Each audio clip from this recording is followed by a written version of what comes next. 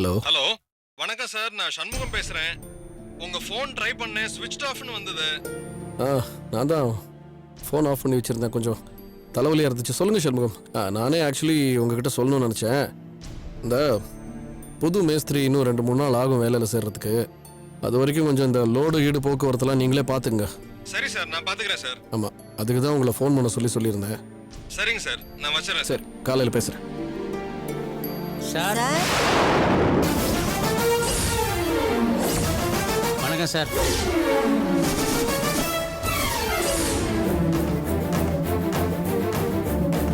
எதுக்கு சார்?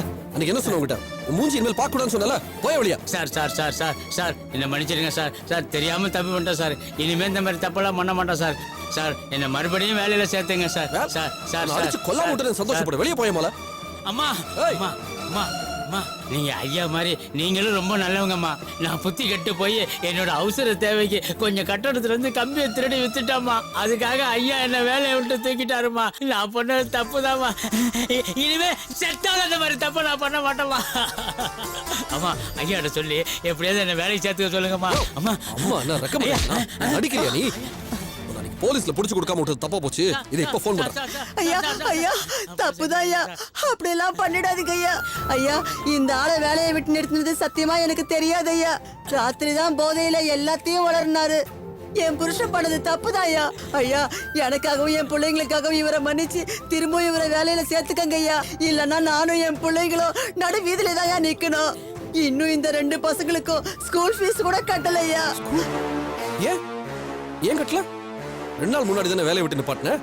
அது வரைக்கும் நானா தந்தது பாதி, அவனா களவாண்டது பாதி. நல்லா தானே சம்பாதிச்சுட்டு இருந்தான். என்ன செஞ்சான் அந்த காசையெல்லாம்? சத்தியமா சொல்றேயா, இவர் எவ்வளவு சம்பாதிக்கிறான்னு கூட இது வரைக்கும் எனக்கு தெரியாது ஐயா. தினமும் குடிச்சிட்டு வருவாரு, 100-200 கொடுப்பாரு.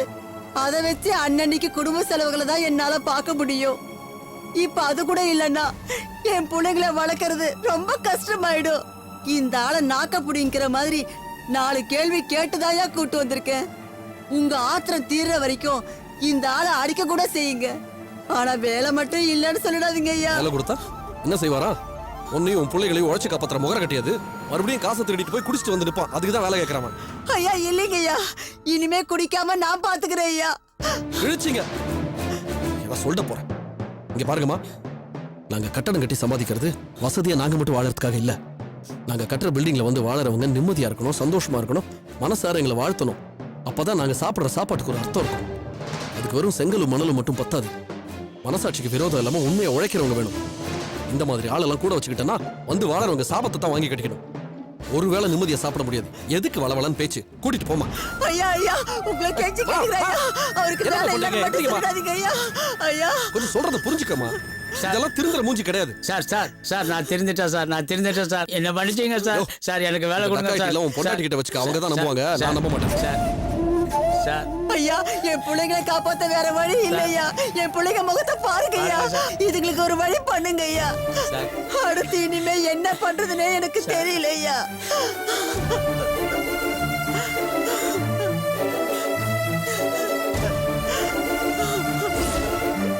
பாருமா, உனக்காகவும் உன் குழந்தைங்களுக்காகவும் வேணா ஒரு வழி சொல்றேன். ஆனா இந்த ஆளுக்கு வேலை கிடையாது. அவன் உழைப்புல குறை வச்சிருந்தா பரவாயில்ல. திருடி இருக்கான், அதுக்கு மன்னிப்பும் கிடையாது, மறுபடியும் வேலையும் கிடையாது. அதுல நான் தெளிவா இருக்கேன். வேணும்னா உனக்கு வேலை போட்டு தரேன், சரியா? சரிங்க ஐயா. சித்தாள் வேலை செய்யறதுக்குனால என் உடம்புல தெம்பு இருக்கு ஐயா. சரி, நீ சித்தாள் வேலை செஞ்சாலும் இந்த ஆளு கொடுக்குற அதே சம்பளம் உனக்கும் கொடுக்குறேன். ஆனா உண்மையா நாணயமா வேலை பார்க்கணும். 2வது, கன்ஸ்ட்ரக்ஷன் சைட் பக்கமே இந்த ஆள் வரக்கூடாது. வரமாட்டார் ஐயா, அவரை வரவே விட மாட்டேன் ஐயா. சரி, நாளை காலையில வந்து வேலைக்கு சேர்ந்துக்க, கூட்டிட்டு கிளம்பு. சரிங்க ஐயா, நீங்க எனக்கு வேலை கொடுத்ததுக்கு ரொம்ப நன்றி ஐயா. என் புருஷன் உங்களுக்கு பண்ண துரோகத்துக்கு நான் 2 மடங்கு வேலை செஞ்சு அந்த பாவத்தை கழுவுறேன் ஐயா. ஐயா ரொம்ப நன்றி ஐயா. கேட்டியா? உன் பாவத்தை உழைச்சு கழுவுறேங்கிறாங்க. வெக்கமா இல்ல? ஆளும் மூஞ்சியும் பாரு. இனிமேலாவது உருப்படுற வழி பாரு. போ, கூட்டிட்டு போ. நாங்க வரோங்க ஐயா. வரோம்மா. வாங்கம்மா. யோ, என்ன ஃபீலிங்கா? இனி உன் பொண்டாட்டி சம்பாதிச்சுதான் உனக்கு சோறு. போ, போயா.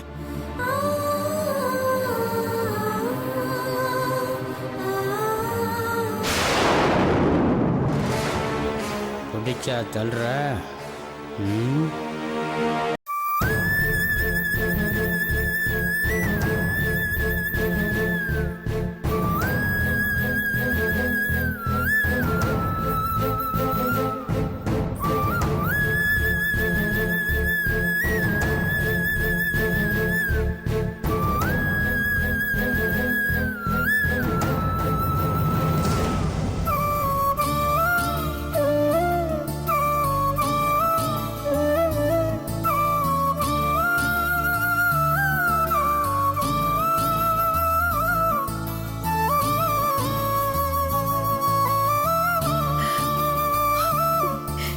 இப்படி என் மடியில அந்த பேத்திய படுக்க வச்சு விடிய விடிய பாத்துக்கிட்டே இருக்கணும்னு கனவு கண்டுகிட்டு இருந்தேன். இப்படி என்ன ஏமாத்திட்டிய மாலதி. அம்மா, நீங்க அவளோட பாட்டி தான். ஆனா நான் அவளோட அம்மா. எனக்கு எவ்வளவு ஏக்கமா இருக்கும். எவ்வளவு நாளா காணாம போன என் குழந்தைய என் கண்ணு முன்னால பார்த்தப்போ நான் பட்ட சந்தோஷத்தை வார்த்தையால சொல்ல முடியாதும்மா.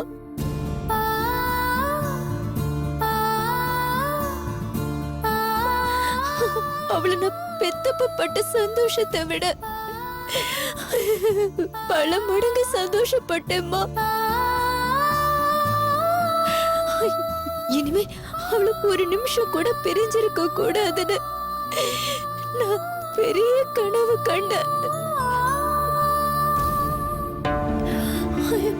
நான் குழந்தைய தூக்கிட்டு அவங்க வீட்டுக்கு போனப்போ எப்படியாவது எல்லா உண்மையும் அவங்க கிட்ட சொல்லி என் குழந்தைய அவங்க கிட்ட இருந்து வாங்கிடணும். அப்படி அவங்க கொடுக்கலன்னா கொலை பண்ணியாவது குழந்தைய வாங்கிட்டு வரணும் தான் போனேன். ஆனா நான் நினைச்ச எதுவுமே அங்க இருக்கிற சூழ்நிலைக்கு ஒத்து வரலையேம்மா. பாவமா அவங்க கொஞ்ச நேரம் குழந்தைய காணுனதும் அவங்க 2 பேரும் எப்படி துடிச்சு போயிட்டாங்க தெரியுமா? அது மட்டும் இல்லாம அஞ்சலியோட அம்மா குழந்தைய பிரிஞ்ச வேதனையில படுத்த படுக்கை ஆயிட்டாங்கன்னு தெரிஞ்சப்போ எப்படிமா எல்லா உண்மையும் அவங்க கிட்ட சொல்லி குழந்தைய பிரிச்சு கூட்டிட்டு வர முடியும்? நீ சொல்றதெல்லாம் எனக்கு புரியுதுமா. ஆனா என் பேத்தி இன்னைக்கு என் வீட்டுக்கு வரலையேங்கிற வேதனை என்னை எதையும் ஏத்துக்க விட மாட்டேங்குது. பள்ளி கொஞ்சம் அமைதியா இரு. இன்னைக்கு வரலன்னா என்ன, இன்னும் 4 நாள்ல வந்துட போறா. அதுக்கப்புறம் நம்ம கூட தான் இருக்க போறா. இத்தனை நாள் நம்ம பேத்தியை அவங்க வளர்த்துருக்காங்க. அந்த நன்றிக்காவது இந்த 4 நாள் நம்ம பேத்தியை அவங்ககிட்டே இருந்துட்டு போட்டுமே வள்ளி. மாலதி, நீ அவங்க சூழ்நிலையை புரிஞ்சுக்கிட்டு நீ அவங்ககிட்ட எந்த கலாட்டாவும் பண்ணாம குழந்தைய அவங்ககிட்டே கொடுத்துட்டு வந்திருக்க. இதுல ஒரு நல்ல விஷயமும் இருக்கு. ஆமாம்மா, நாளைக்கு அந்த கல்பனாவோட மதனுக்கு கல்யாணம். அதுக்கப்புறம் கல்பனா நந்தினி வாழ்க்கையில குறுக்கிட போறதில்ல. என்ன சொல்ல போனா கல்பனா கழுத்துல மதன் தாலி கட்டின அடுத்த நிமிஷமே கூட நந்தினி வாழ்க்கை சரியாயிடலாம். ஆமாப்பா, என் குழந்தை விஷயமா ஏதாவது பிரச்சனை பண்ண போய் அதனால அங்க குழப்பம் நடந்துடக்கூடாது. இன்னும் 2-3 நாள் தானே, நான் பொறுத்துக்கிறேன்ப்பா. அதைத்தாம்மா நானும் சொல்ல வந்தேன். வள்ளி, உனக்கு புரியுதில்ல? புரியுதுங்க. நான் காலையில எழுந்தது குளிச்சு முடிச்சு சாமிக்கு விளக்கேத்தி கல்பனாவுக்கும் மதனுக்கும் எந்த பிரச்சனையும் இல்லாம கல்யாணம் நல்லபடியா நடக்கணும்னு வேண்டிக்கிட்டேன். அப்படியே நம்ம பேத்தி நம்ம கிட்ட திரும்பி வந்துடணும்னு ஆண்டவ கிட்ட வேண்டிக்கிட்டேன்.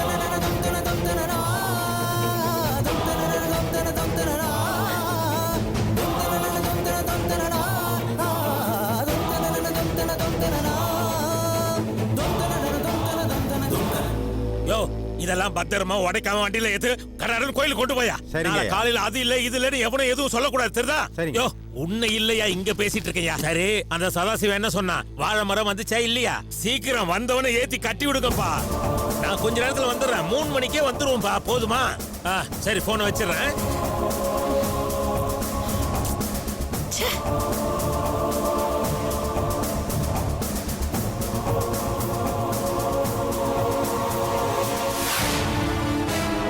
ஏய் ஏய் கல்பனா கல்பனா ஏண்டி என்ன பார்த்தா உங்களுக்கு எல்லாம் பைத்தியக்காரி மாதிரி தெரியுதா?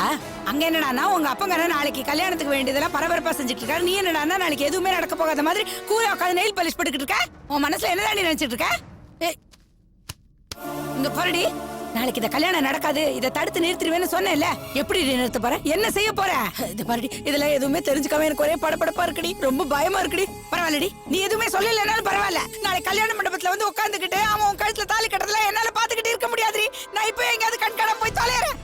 மா ஒரு நிமிஷம் இரு. ஏன் டென்ஷன் ஆற? நான் என்ன செய்ய போறேங்கிறது உனக்கு ஒரு சஸ்பென்ஸா இருக்கட்டுமே நினைச்சேன். ஆனா அந்த சஸ்பென்ஸை விட காலையில உன்னோட சப்போர்ட் எனக்கு இருந்தா நல்லதுன்னு தோணுது. ஏய் அதனால தாண்டி கேட்டுக்கிட்டு இருக்க. நீ என்னடி பண்ண போற? எப்படி தடுத்து நிறுத்த போறேன்னு சொல்லுடி. நான் முழு சப்போர்ட் பண்றேன்டி உனக்கு. சொல்றேம்மா.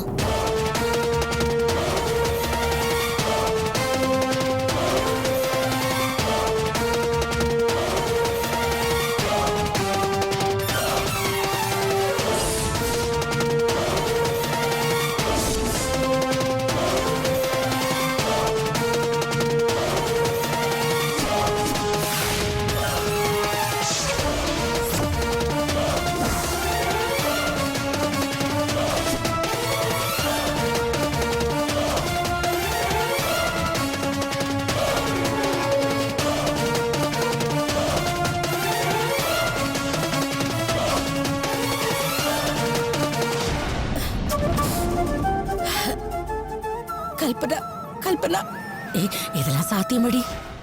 சாத்தியம் ஆகணுமா? இதை தவிர வேற வழியே இல்லை. இதுதான் கடைசி சான்ஸ். நாளைக்கு காலையில விஸ்வமாமா என் கழுத்துல தாலி கட்டுவாரு.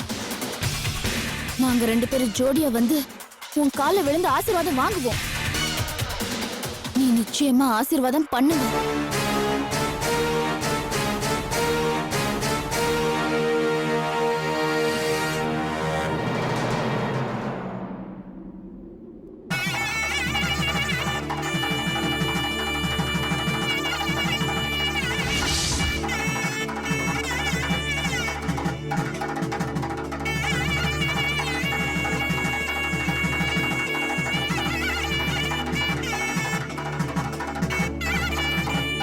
இல்ல முரளி, எப்படியும் முடியறதுக்கு ஒரு 2:30-3 ஆயிடும்.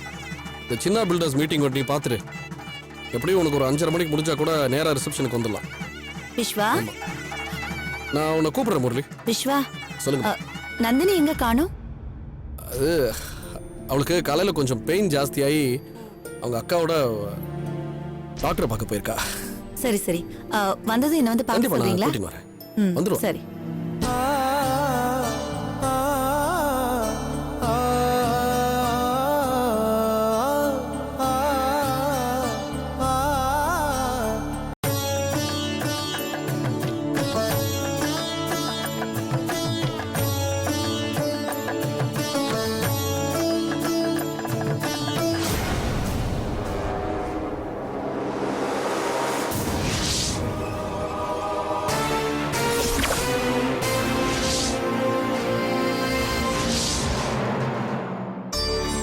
வாங்க சார், வாங்க வாங்க சார், வாங்க, வாங்கம்மா, வணக்கம்.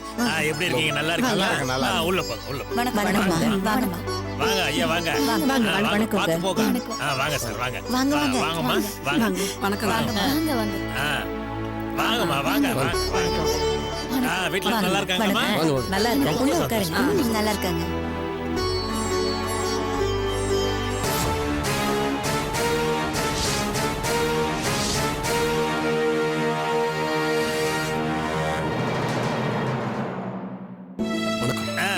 வாங்க வாங்க நல்லா இருக்கீங்களா உள்ள போங்க ரொம்ப லேட்டா வரீங்க. சரிங்க சரி வாங்கம்மா வாங்க வாங்கம்மா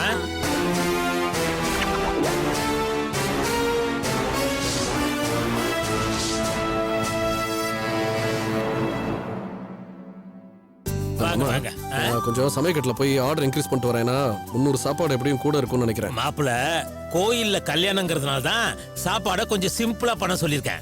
ஈவினிங் ரிசப்ஷன்ல பாருங்க சும்மா அசத்து சொல்லியிருக்கேன். இதெல்லாம் செய்யறது யாரும் தெரியுமா மாப்பிள? நம்ம ஏடிஎஸ் சாமிநாதன். காலையில காஃபில இருந்து ஈவினிங் டின்னர் வரைக்கும் சும்மா அசத்திடுவான்ல. என்ன தர்மலிங்கம்? வாங்க வாங்க வாங்க எஸ்பி சார் வாங்க வாங்க. என்ன சார் மோரன்னு கிட்ட? ஏய் 1000 தான் இருந்தாலும் நீ போலீஸ் சூப்பரண்டன்ட்பா. விஸ்வா இவன் என் ஃப்ரெண்டு போலீஸ் சூப்பரண்ட். இதுக்கு முன்னாடி கோயம்புத்தூர்ல 2 வருஷமா இருந்தாப்ல.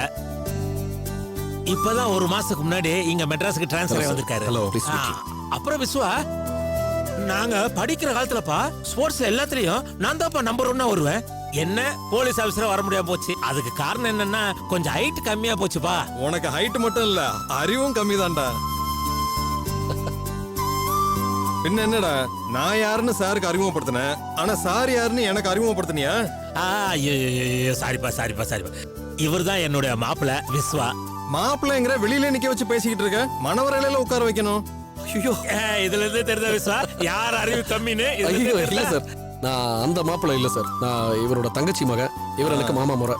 அந்த முறையில என்ன மாப்பிள்ளைங்கிற சரி சரி ஒரிஜினல் மாப்பிள்ளை உள்ளதா உட்கார்ந்திருக்காரு. அப்படியா? சரி சரி உள்ள வாங்க வாங்க வாங்க, உள்ள உள்ள வாங்க, வாங்க வாங்க வாங்க வாங்க வாங்க. கல்பனா, நேரம் நெருங்க எனக்கு ரொம்ப பயமா இருக்குமா. நீ சொன்ன மாதிரி ஏதாவது ஒண்ணு பண்ணி இந்த கல்யாணத்தை நிறுத்திடுவல்ல? கவலைப்படாதீங்க அத்தை. இந்த கல்யாணத்தை நிறுத்தி என் வாழ்க்கையை மீட்டெடுக்கிறதுக்காக என் மானத்தையே பணைய வைக்க போறேன்.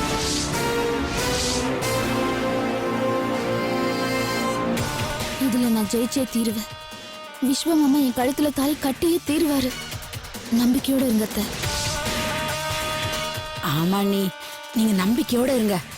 கல்பனா என்ன செய்ய போறாங்கறத தான் நம்ம இன்னும் கொஞ்ச நேரத்துல பார்க்க போறோம்ல. இத பாரு, நீ என்ன வேணாலும் செய்ய கல்பனா. எனக்கு நீ மருமகளா வந்தாலே எனக்கு போதுண்டா செல்லம்.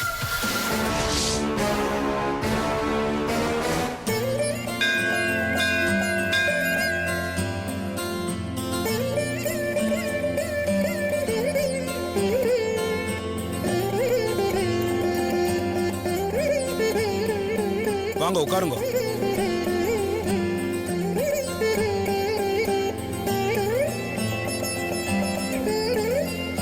எஸ்பி கல்யாணத்துக்கு வந்தா தலை காட்டிட்டு போயிடக்கூடாது தெரியுதா? சாப்பிட்டு தான் போவேன். நான் ஒரு நிமிஷம் சேர் கொண்டு வந்தேன். இருக்கட்டும் பரவாயில்ல, இருக்கட்டும் நான் இருக்கிறேன். இருக்கட்டும் சேர்ல உட்காருங்க. இல்லப்பா பரவாயில்ல, இருக்கட்டும் நான் நிக்கிறேன். பொண்ணு அழிச்சுட்டு வாங்க, நேரம் ஆயிடுது. மாப்பிள நீங்க பாத்துக்க நான் இல்ல, பொண்ணு. நீங்க இருங்க, நான் போய் கூப்பிடுறேன். நீங்க பேசிட்டு இருங்க. டேய் அங்க யாராவது ஒருத்தர் சேர் எடுத்துட்டு வாடா. சேர்லாம் ஒண்ணும் வேணாம்ப்பா, நான் நிக்கிறேன் பாரு. இல்ல ஒண்ணு இல்ல உட்கார் வா வா. சேர் போடுறா. உட்கார உட்கார் உட்கார்.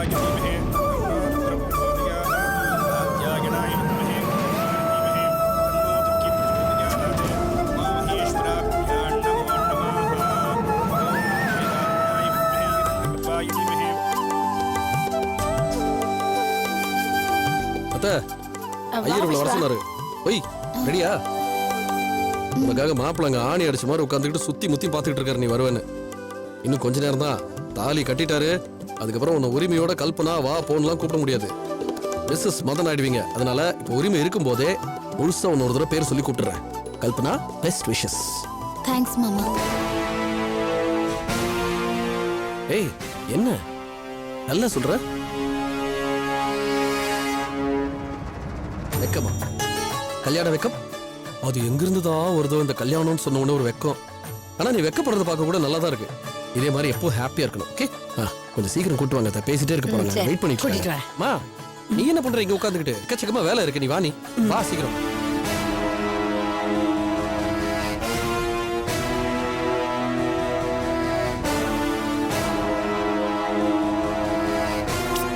அண்ணி நம்பிக்கையோட போங்க.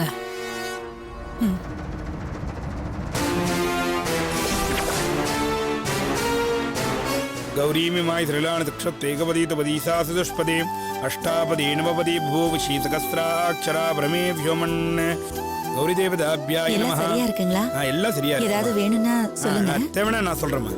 சரி. சரி. ஓம் கணபதிக்கும் வரலன்னா நீங்க நேரா அங்க போயிடுங்க, சரியா? ஜேஷ்டராஜம் என்ன மதன்? மாப்பிள்ளை என்ன சொல்றாரு? பிரம்மணாம்